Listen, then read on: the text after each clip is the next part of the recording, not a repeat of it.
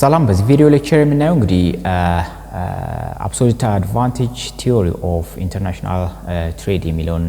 ሁለተኛውን የክላሲካል ቲዮሪ የምናይበት ይሆናል ማለት ነው። So the absolute advantage theory of international trade proposed by the economist Adam Smith in the late 18th century so explain that countries should specialize in producing goods or service in which they have absolute advantage over other countries. ይሄ ምንድነው የሚያሳየው absolute advantage ሚሊዮን ማለት በ18ኛው ሴንቸሪ ነው እንግዲህ የተመሰረተው anyway አዳም ስሚዝ ነው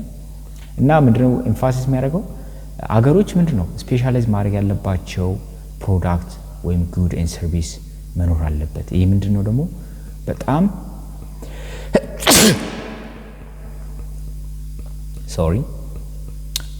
So explain that countries should specialize in producing goods or service in which they have an absolute advantage over other countries. ከሌሎች ሀገሮች የበለጠ absolute የሆነ advantage የሚኖራቸው ምርት ወይም አገልግሎት ላይ ምን ማድረግ አለባቸው? ስፔሻላይዝ ማድረግ አለባቸው ነው የሚለው right? So according to this theory a country has an absolute advantage in the production of good or service if it can produce more output right with the same amount of resource compared to other countries. አንድ ሀገር ደግሞ absolute advantage አላት ምን ነው ምንድነው ፕሮዳክሽን ላይ maybe በተመሳሳይ ጉድ በsame amount of resource ተጠቅማ ተመሳሳይ ሪሶርስ ተጠቅማ ብዙ ፕሮዳክት ማምረት ከቻለች ማለት ነው right ብዙ ፕሮዳክት ማምረት ሲችል ነው ማለት ነው right ብዙ ፕሮዳክት ማምረት ሲችል ምን ይባላል ማለት ነው absolute advantage እንለዋለን ማለት ወይም ምን ማለት እንችላለን በትንሽ ሪሶርስ ተመሳሳይ ፕሮዳክት ማምረት ከቻለች ማለት እንችላለን በተለይ ኢንተርፕሬት ማድረግ in other word what it is the ability of a country to produce a particular good or service more efficiently than its trading partners እንግዲህ ከትሬድ ከምታደርግበት ፓርትነር የበለጠ የማምረት አቅም በሚኖራት ፕሮዳክት ላይ ማለት የምንለዋለን absolute advantage አላት እንላለን ማለት right so countries can benefit from international trade by focusing on just producing the good or service in which they have an absolute advantage and then trading them for goods or service that other countries produce more efficiently right እንግዲህ ካንትሪዎች ምንድነው ማድረግ ይችላሉ ኢንተርናሽናል ትሬድ ላይ ፎከስ ማድረግ ያለባቸው ምንድነው ምን ምርትና አገልግሎት ላይ ነው absolute advantage ባላቸው ፕሮዳክት ላይ ነው then you have to trade them for goods or services that other countries produce more efficiently ከነሱ በበለጠ የሚያመርቱት ፕሮዳክትን ደግሞ ኢምፖርት ያደርጋሉ ማለት ነው right ኤክስፖርት የሚያደርጉ ወይም ፕሮዲዩስ የሚያደርጉ ግን ምንድነው absolute advantage ያላቸው ፕሮዳክት ላይ ነው so this allows countries to maximize their overall production and consumption level right ይሄ ደግሞ ምንድነው ያንድ ነገር ፕሮዳክሽን እና ኮንሰፕሽን ሌቭላቸው ምን ያደርጋው ማለት ነው ሌቭሉ ከፍ ያደርጋው ማለት ነው right absolute advantageያቸው ላይ በጣም ከሰሩ ማለት ነው ወይም በጣም absolute advantageያቸው ላይ መስራት ከቻሉ overall productionናቸው ኮንሰፕሽናቸው ከፍ ይላል that means it also encourage specialization ስለዚህ ስፔሻላይዝ ያደርጋሉ በዛ ፕሮዳክት ላይ ማለት ነው ስፔሻላይዝ ማድረግ ማለት ደግሞ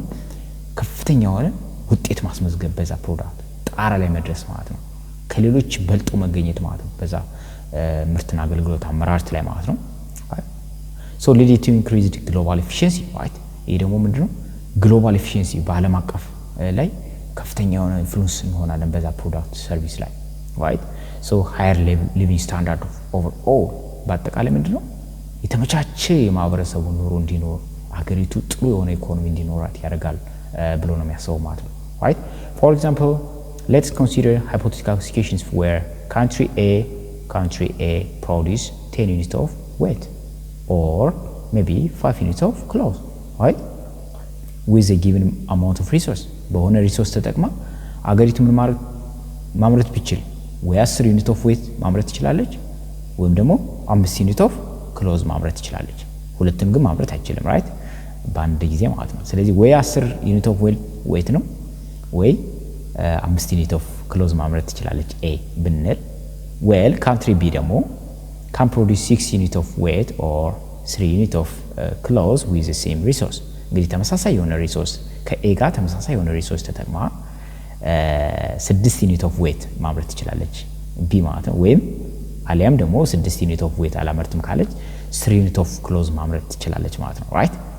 so in this case country A has an absolute advantage in producing both weight and cloth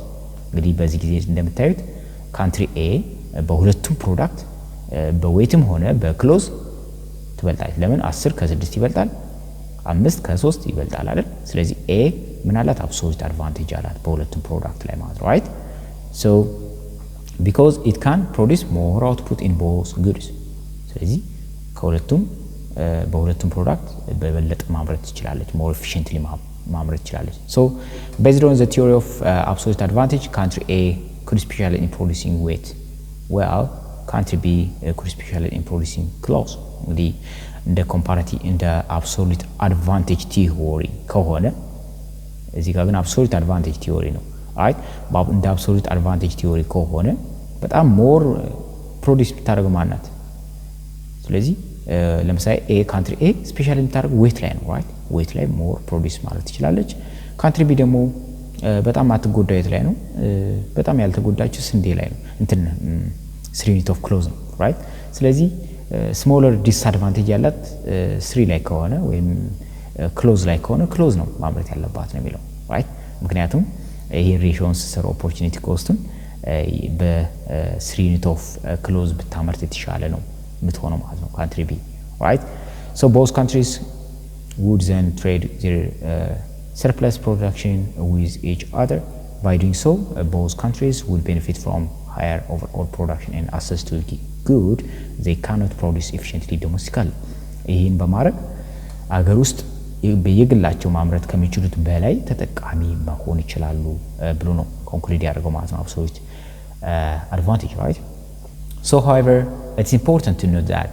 absolute advantage theory assumes that resources are fixed እንግዲህ በabsolute advantage resources ምን ናቸው ብሎ ነው የሚያስበው fixed ናቸው አሁን እንዳየነው እዚህ ጋር ለምሳሌ country A ማምረት የሚችለው ወይ 10 ዩኒት ኦፍ ዌት ነው አለም ደግሞ 5 ዩኒት ኦፍ ክሎዝ ነው ሁለቱም ማምረት አይችልም ስለዚህ ሪሶርሶች ምን ናቸው ብሎ ነው የሚያምነው ፊክስድ ናቸው and cannot be easily transferred between sectors ከአንድ ሴክተር ወደ ሌላ ሴክተር ትራንስፈር ማድረግ አንችልም ብሎ ነው የሚያስበው እንዲሁ ደግሞ it also assumes that trade occurs without barriers ንግድ የሚካሄደው ግን ምን without barrier ነው that means ታሪፍ ኳታ ምናምን ላቸው ነገሮች የሉም ማለት ነው in reality international trade ደግሞ is influenced by just various factors beyond absolute advantage including comparative advantage lower cost technological difference and government policies ስለዚህ ይህን ይመስላል ሐሳቡ ማለት ነው የabsolute advantage so absolute advantage theory of international trade formulated by Adam Smith explains that countries specialize in producing goods or service in which they have an absolute advantage over the other countries ነው እንግዲህ በአጠቃላይ ብሎ ያሳየን ማለት ነው so ይህን ይመስላል ማለት ነው